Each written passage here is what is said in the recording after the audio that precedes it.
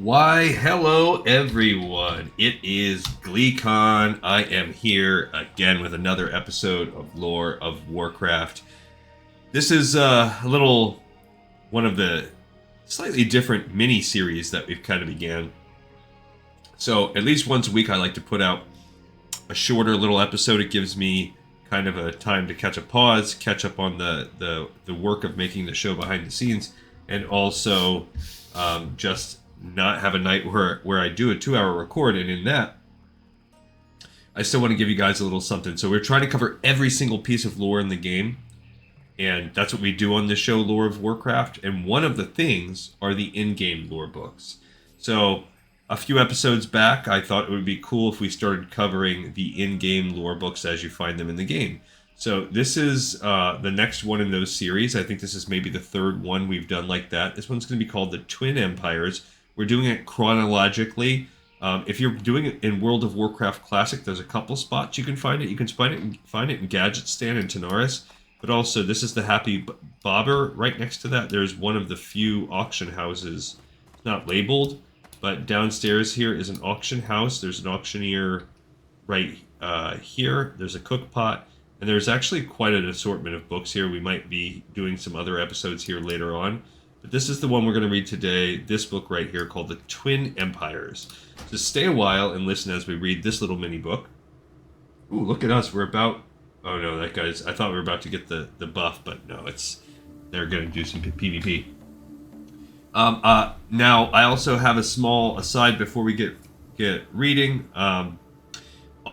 First, let's catch up the last episode we did. Well, I put a Patreon episode out last night on the Lore of Assassin's Creed series.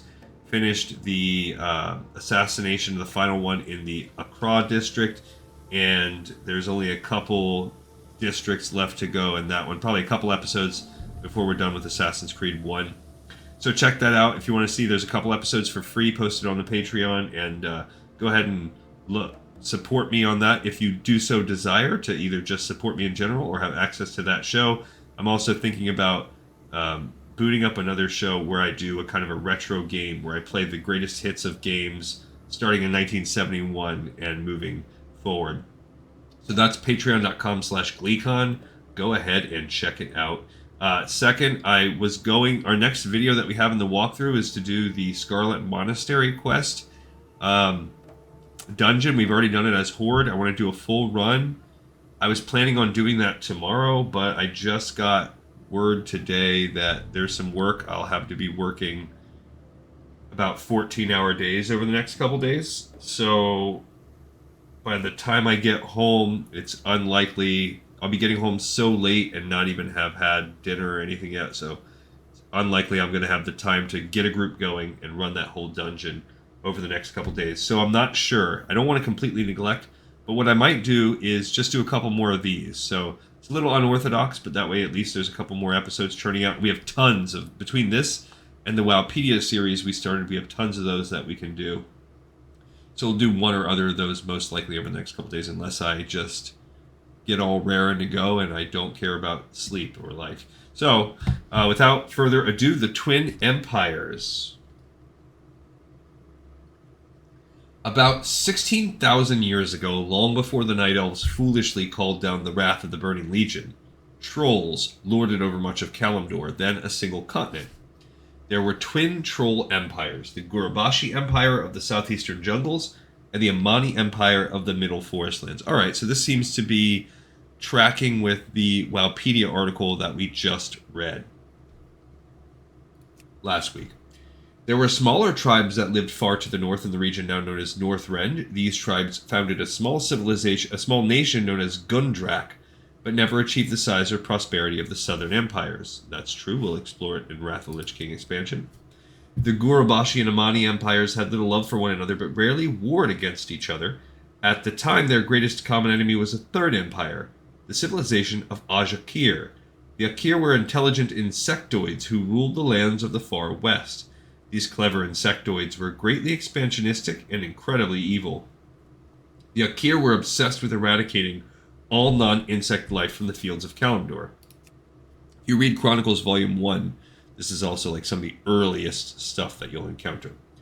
The trolls fought them for many thousands of years, but never succeeded in winning a true victory over the Akir. Eventually, due to the trolls' persistence, the Akir kingdom split in half as its citizens fled to separate colonies in the far northern and southern regions of the continent. The two Akiri city-states emerged, Azul Nerub in the northern wastes, and Ankaraaj in the southern desert. Though the trolls suspected that there were other Akiri colonies beneath Kalimdor, their existence was never verified. And Azul Nerub is, again, one that you would explore in Wrath of the Lich King. We have the culmination, just about, of Classic is going into Ankaraaj. With the insectoids driven into exile, the twin troll empires returned to business as usual. Despite their great victory, neither civilization expanded much farther than their original boundaries. However, ancient texts speak of a small faction of trolls that broke off from the Amani Empire and founded their own colony in the heart of the Dark Continent. So that could be the Akari that we're thinking of, but it could also be the Zandalari.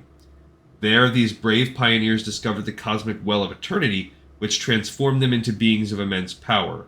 Some legends suggest that these adventurous trolls were the first night elves, though this theory has never been proven. That's actually what it is, and that's actually true. That is, according to Chronicles, it is the night elves that are descended from the trolls, and I like that. That's actually mentioned here, because outside of Chronicles, that's little to never mentioned. So it'd be pretty cool if you were reading this book and playing Classic one of the first times ever, and then you're like, holy crap, the Night Elves were trolls. It makes sense if you look at them. Alright, everybody, that's it. We have another episode in the pipe, 5x5. I thank you so much for watching, for tuning in, and I'll check you out next time on Lore of Warcraft.